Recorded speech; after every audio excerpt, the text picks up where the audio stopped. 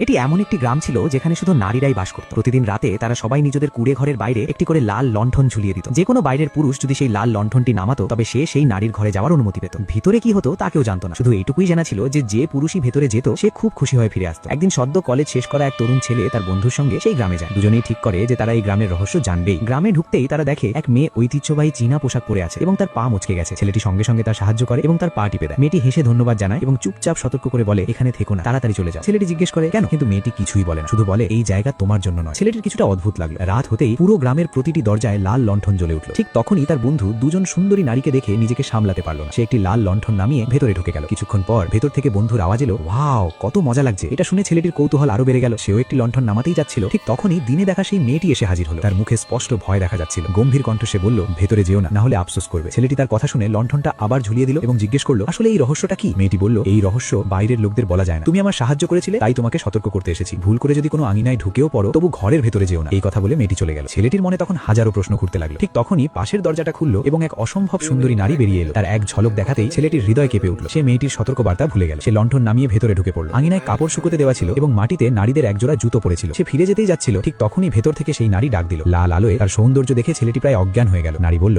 ভেতরে ঢোকার আগে আমাদের গ্রামের বিশেষ চা পান করতে হয়। এই চা খেলে তুমি আরো শক্তিশালী হয়ে যাবে আর সবকিছু আরো ভালো লাগবে। ছেলেটি প্রথমে দ্বিধায় পড়ে গেল। তার সেই মেয়েটির কথা মনে পড়ল, কিন্তু নারী বারবার বলতে লাগলো, প্রিয়, খুব মজা লাগবে। শেষ পর্যন্ত ছেলেটি